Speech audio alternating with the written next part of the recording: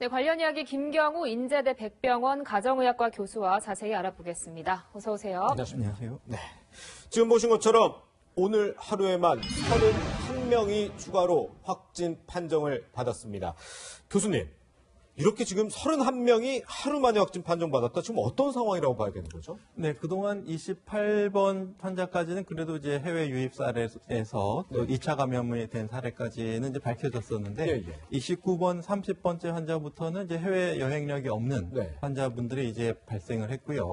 그러던 중에 이제 31번째 환자분이 대구에서 이제 원인 미상의 폐렴에 대해서 진료를 했더니 이제 확진 판정을 받으신 이후에 이분들과 접촉하신 분들을 거꾸로 추적하다 보니까 이제 확진자들이 계속 나오고 있는데 대구에서 발견되고 있는 확진자들은 이렇게 원인 미상의 폐렴으로 검사를 해서 나오신 것이 아니고 이 31번 환자들을 중심으로 해서 역학조사를 하면서 추적을 하면서 발견되고 있는 상황이라고 할 수 있겠습니다. 네, 교수님, 이렇게 오늘 나온 확진자 중에서 23명이 31번 확진자와 연관이 있는 걸로 나왔고 이게 다 지금 신천지 교회와 연관이 있다고 나오고 있는데 교인 중에 지금 90명가량의 증상이 있다고 하거든요. 추가로 더 확진자가 나올 가능성 어떻게 보십니까? 네, 우선은 이 증상이 있는 분들에 대해서는 이것이 이제 코로나19로 인한 감염증이 이제 추가 검사가 진행될 예정이고요. 또 이 예배를 본 그 전주와 전전주 해서 총 1000명을 대상으로 조사할 예정이라고 하고 또 이분들이 또 각자 또 만났던 분들을 조사하기 위해서 전 교인을 조사할 정도로 굉장히 조사를 굉장히 촘촘하게 광범위하게 이렇게 대량의 인력을 동원해서 검사가 진행될 것으로 보이고요. 아마 검사가 더 진행되는 것에 따라서 추가적인 확진자들은 더 나올 것으로 예상은 되는데 조기에 발견하게 되면은 중증의 폐렴으로 진행되기 이전에 조기에 발견할 수 있어서 더 좋은 효과가 있을 것으로 좀 기대됩니다. 그런데 그제 이제 그 확진자 이 31번 확진자가 나오기 전까지는 뭐 하루에 한두 명 정도 나왔는데 이제는 뭐 두 자릿수 확진자 하루 만에 나오는 상황이니까 뭐 대구 경북 같은 경우는 이미 지역사회 감염으로 갔다 이렇게 봐야겠어요. 일단 그렇게 추정을 하고 거기에 대한 대비를 해야 되겠습니다. 아직까지 진짜 그런지는 그 여기저기서 이제 원인 불명의 폐렴 환자가 나오지는 않고 있고 추적 경로 추적 과정에서 이제 나온 환자들이기 때문에 대규모 지역 감염이라고는 할 수는 없지만 일단 인원이 많아지고 그 인원이 접촉한 인원들이 또 추가적인 2차 감염, 3차 감염이 많아지게 되면은 아무래도 이제 지역사회 감염 위험이 더 높아진다고 할 수 있겠습니다. 그렇겠군요. 그런데 아직까지 확인이 안 된 게 사실 이 31번째 이 환자가 감염을 시킨 건지 아니면 그 31번째 환자 역시 교회에서 예배를 받다가 감염이 된 건지 이게 확실하지가 않잖아요. 아무래도 이게 뭐 해당 종교단체의 그러니까 그 예배법이 영향을 준 거 아닌가 이런 생각도 들거든요. 네, 그럴 가능성이 많습니다. 또 다른 교회에서는 이런 그 집단 발병 사례가 아직 없었기 때문에 아마 여기 특별한 예배법이 좀 있을 거로 생각이 되는데 우선 좀 신도분들이 가까이 앉았다고 하지요. 아무래도 가까이 앉으시게 되면은 비말 접촉이라는 감염 가능성이 많고 또 뭐 악수를 한다든지 어떤 신체 접촉이 있지는 않았나 아니면 또 비말을 좀 더 이렇게 공개 전염을 많이 시키는 뭐 이렇게 그런 예배 과정이 있지 않았나 이런 것들을 추정했을 때 예배 방법에도 밀접 접촉을 높이는 그런 가능성이 있었다고 추정이 됩니다. 그런데 중국 보건당국에서 에어로졸 감염, 공기 감염 가능성에 대해서 인정을 했더라고요. 이렇게 촘촘히 앉아서 예배를 본다는 거는 이 공기 감염 가능성도 우리가 살펴볼 수 있는 거 아닌가요? 일단 촘촘히 앉을 때는 이제 비말 감염, 보통 1m 내지 2m 이내에 있는 분들이 많이 감염되기 때문에 그것은 이제 공기 감염보다는 이제 비말 감염으로 보는 것이 맞겠고요.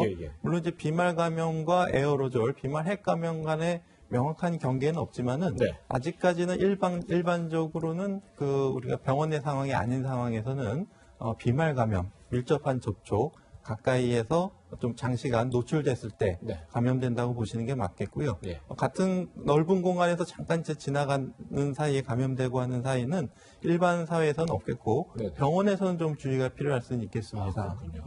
지금 이렇게 집단 감염이 발생하는 상황은 사실 굉장히 안타깝게 생각이 되는 게 이 31번 이 환자가 초기에 코로나19 검사를 거부했다고 하거든요. 근데 이 거부할 경우 처벌할 수 있다고 하는데 이 환자 같은 경우에는 처벌받지 않았다고 해요. 그 이유가 뭘까요? 네, 그 처벌을 하는 것은 이제 의사가 권고했을 때 거부해서 의사가 처벌을 할 수 있는 건 아니고 네. 시도관계 관계자 또 경찰을 통해서 할 수 있지 의료인이 직접적으로 이렇게 처벌을 할 수는 없고요. 네. 모든 것이 그렇지만 어떤 의료인은 이제 권고를 하고 할 수 있고 이제 치료법이라든지 검사 여부는 이제 환자분들이 하게 되어 있고요. 예, 네. 또 이제 의사도 이제 실제로 검사를 해봐야지 알 수 있는 거기 때문에 또 너무 강력하게 검사를 했을 때 음성이 나왔을 때에 대해서도 네. 환자분들에 대해서 그런 양해나 이런 것들이 필요하겠는데요. 만약 그렇지 않고 또 검사를 했는데 음성이 나왔다고 또 그것을 또 너무 불만을 많이 표현하시는 것도 이렇게 검사를 또 저해하는 요인이 될 수 있기 때문에 네네. 의사의 어떤 권고가 있으면 적극적 음성이 나오더라도 적극적으로 협조하시고 따라주시는 것이 필요할 것으로 생각이 됩니다. 네. 또 많은 시청자분들께서 지금 걱정인 부분이 이 부분일 것 같아요. 지금까지 확진 환자 가운데 7명 정도는 어디서 감염이 된지 모르는 지금 환자라 그러더라고요. 앞으로 더 늘어날 수도 있고요. 이 부분은 좀 어떻게 해야 되는 걸까요? 네, 어떻게 보면 접촉하신 분들에 대해서 역학조사를 하고 네. 그분들의 증상 유무라든지 또 코로나19 바이러스 검사를 했는데 1000건 넘게 했는데 음성이 지금 나오고 있는 상태거든요. 네네. 그러니까 어떻게 보면 이렇게 의외로 이렇게 감염자가 많지 않은 상태라고 볼 수도 있겠고 예. 만약에 어떤 찾지 못한 감염 확진자가 있었다고 한다면 그분들에 의해서 추가적인 중증 폐렴 환자들이 발생을 해야 되는데 네. 아직까지는 그런 감염 경로를 추적해서 확진자라든지 원인 미상의 폐렴 환자가 많이 발생하고 있지는 않아서 네네. 그래도 계속 좀 추이를 좀 지켜봐야 될 것 같습니다. 이렇게 또 감염 경로가 의문인 곳 중에 하나가 이 경북 청도에서 발생한 확진 환자 2명인데 병원에 입원 중이었다고 하고 한 달 동안 나간 적도 없다고 하는데 도대체 코로나19 어디에서 감염됐냐 이런 의문이 나오거든요. 네, 조금 더 역학조사를 해봐야 되겠지만은 병원을 출입하는 의료인이라든지 네. 또한 이분이 이제 정신병원이긴 하지만 또 상태가 좋으신 경우에는 면회라든가 외출을 그 의사의 허락하에 또 가능할 수가 있기 때문에 네.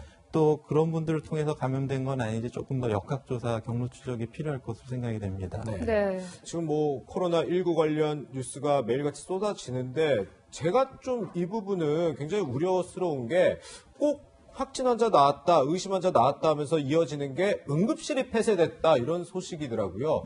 응급실이 폐쇄가 되면 실제 이제 중증 응급 환자들은 지금 시급한데 이 사람들이 입원할 곳이 없어지는 거 아닌가요? 맞습니다. 코로나19로 인한 감염으로 인한 그런 건강 위해보다 사실 네. 그런 부분이 더 위험하고 또 실제로 그런 것 때문에 많은 분들이 어려움을 겪고 계신데요. 예. 그렇기 때문에 일단은 해외 여행력이 없는 분들이 호흡기 증상이 있을 때 보통은 이제 전에 해외 여행력이 있으면 1339를 통해서 네네. 격리된 차량으로 이용해서 선별진료소로 갔는데 예. 해외 여행력이 없으신 분들은 당연히 이제 민간 의료기관을 찾으실 수밖에 없거든요. 네네. 그래서 그런 경우에 이제 응급실이 당연히 폐쇄되고 병원의 감염을 막기 위한 노력들이 추가적으로 필요한데요. 네네. 그러기 위해서 이제 해외 여행력이 없는 분들이 호흡기 증상이 있을 때 따로 가실 수 있는 네. 그러니까 일반 환자와 또 호흡기 감염 증상 의심 환자분들이 따로 갈 수 있는 병원을 따로 국가나 정부에서 마련해가지고 예, 예. 그분들을 그쪽으로 방문할 수 있도록 안내하는 것이 필요하겠습니다. 네, 교수님 지금 이렇게 확진 환자 수가 이렇게 많이 늘어나면서 코로나19 대유행 이런 우려까지 나오고 있는데 보니까 음압병상의 수가 부족하다고 해요. 어떻습니까? 네, 그것이 이제 또 하나의 큰 문제가 되겠습니다. 네. 충분히 이 경증 환자가 많고 일부 중증 환자가 있다고 하더라도 빨리 찾아내서 음압 격리병상에서 적절한 치료를 하면은 살릴 수 있는데 네. 제한된 그 격리병상수에 수용할 수 있는 그 이상의 환자들이 발생한다면 예. 병원에 입원하지 못하고 또 돌아가시는 분들이 생길 수가 있기 때문에 네네. 일단 이 음압 병상수를 늘리는 것이 확보하는 것이 필요하겠고요. 네네. 그리고 이제 주로 이제 중증 환자 위주로 입원을 시키고 지금까지는 환자 발생이 많지 않았기 때문에 경증 환자까지 다 입원시켜서 관찰을 했지만은 네네. 경증 환자들은 좀 다른 데서 진료를 하는 전략이 필요할 것으로 생각이 됩니다. 네. 네. 그래서 이쯤 되면 이제 국가전염병 재난 단계를 현재 이 경계에서 좀 심각으로 올려야 되지 않냐 이런 목소리도 상당히 많아지고 있거든요. 예, 그렇습니다. 이 질병관리, 감염병 관리에서는 이제 질병관리본부나 보건복지부 단독 부서에서 모든 것을 다 통제할 수는 없고 범부처적인 협력이 필요한 부분이기 때문에요. 특히 이제 재정에 대해서 지원이라든지 아니면 외교적인 문제, 특히 이제 학교 문제는 어떻게 할 것인지 범부처적인 협력이 필요하고 또 지자체의 자발적인 협력도 필요하기 때문에 질병관리본부나 이제 보건복지부 단독으로 할 수는 없는데 지금 이미 정부에서는 이제 총리 중심으로 해서 범부처에서 적극적인 협력이 이루어지고 있는데 이것이 이제 심각 단계로 격상이 되면 중앙재난대책본부가 이제 세워지게 되고 총리가 이제 주관하게 되는데 이미 거기에 준하는 것들이 이제 많이 좀 이미 진행되고 있어서 선제적으로 정부에서 잘 대응을 했고 또 물론 이제 위기 단계로 격상이 되면 이것이 보다 좀 신속하게 이루어질 수 있는 점이 있다고 할 수 있겠습니다. 네, 교수님 끝으로 많은 분들이 지금 불안해하시거든요. 이 코로나19 예방할 수 있는 생활 지침 있다면 좀 소개 부탁드리겠습니다. 네, 그래서 우리가 사실 누가 코로나 환자고 누가 아닌 것을 가려서 이렇게 예방을 할 수는 없고 누가 감염자인지 모르기 때문에 평상시에 표준적인 감염 예방 주칙을 잘 지켜주시는 것이 좋겠습니다. 그것이 이제 손 잘 씻기, 그리고 사람들이 많이 모이는 밀폐된 공간은 피하기, 그리고 마스크 잘 착용하기, 그리고 무엇보다도 본인이 호흡기 감염 증상이 있다면 가급적 외출을 자제하고 또 본인이 손 씻기라든가 마스크 착용을 잘 하시는 것이 매우 필요하겠습니다. 네, 이렇게 집단 감염이 확산하면서 이 대유행 우려까지 나오고 있는 만큼 총력 대응 필요할 것 같습니다. 저희가 국외 상황은 또 잠시 후 글로벌 뉴스룸에서 전해드리겠습니다. 교수님과 여기서 인사드리겠습니다. 고맙습니다.